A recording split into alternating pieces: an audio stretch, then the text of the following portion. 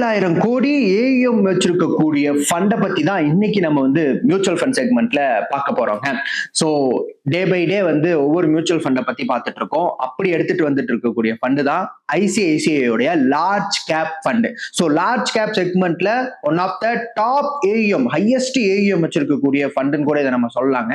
So ஏஎம்னு எடுத்துக்கிட்டோம்னா 77,000 கோடிக்கு மேல ஏஎம் இருக்கு. ஸோ இதை யார் மேனேஜ் பண்றாங்க அப்படின்னம்னா 3 பேர் சேர்ந்து மேனேஜ் பண்றாங்க. ஒன்னு வந்து வைபவ், ஷர்மிளா, நரேன், இவங்க 3 பேர் தான் இந்த ஃபண்டை வந்து மேனேஜ் பண்ணிட்டு இருக்காங்க.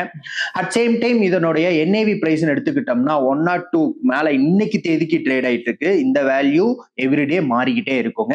ஸோ நீங்க எப்ப பாக்குறீங்களோ அப்ப என்ஏவி பிரைஸை பார்த்துக்கோங்க. அட் சேம் டைம் இதனுடைய எக்ஸ்பென்சஸ் ரேஷியோன்னு எடுத்துக்கிட்டோம்னா வெரி வெரி இம்பார்ட்டன்டான செக்மெண்ட்.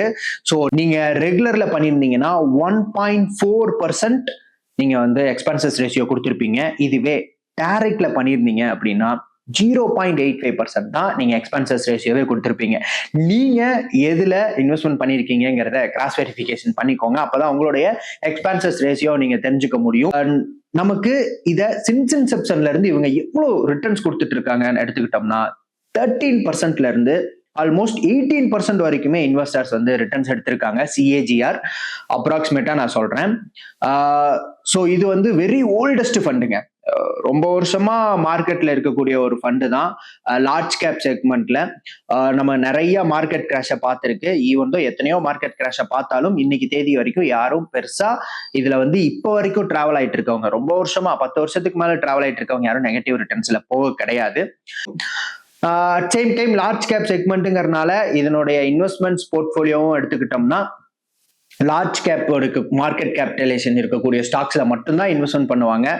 லைக் லாஸ்ட் டைம் நான் சொல்லியிருந்த மாதிரி ஹெச்டிஎஃப்சில நமக்கு வந்து இதுல வந்து பாத்தீங்கன்னா ஐசிஐசியில அட் சேம் டைம் வந்து இன்ஃபோசிஸ், ரிலையன்ஸ் இந்த மாதிரியான ஹையஸ்ட் கேபிட்டலைசேஷன் வச்சிருக்கக்கூடிய டாப் நிப்டியில இருக்கக்கூடிய 100 கம்பெனிஸ்ல மட்டும்தான் இந்த ஃபண்ட்ஸை வந்து இன்வெஸ்ட்மெண்ட் பண்ணுவாங்க. அதர்வைஸ் மற்ற கம்பெனிஸ்ல எல்லாம் இன்வெஸ்ட்மெண்ட் பண்ணியிருக்க மாட்டாங்க. ஸோ இன்னும் டீப் டைவ் நம்ம வந்து இந்த ஃபண்ட்ல வந்து அனலைஸ் பண்ண முடியும். ஸோ இதை ஷார்ட்டா நான் உங்களுக்கு இந்த பேராமீட்டர்லாம் இம்பார்ட்டன்ட்ங்கிறத மட்டும் நான் எடுத்துட்டு வந்திருக்கேன். நீங்க ஏதாவது ஒரு ஃபண்ட்ல இன்வெஸ்ட்மெண்ட் பண்ணிருக்கீங்க, அந்த ஃபண்டை பத்தி எனக்கு இன்ஃபர்மேஷன் வேணும்னு நினைச்சீங்கன்னா மறக்காம அந்த ஃபண்டோட நேம கமெண்ட்ல போட்டு விடுங்க.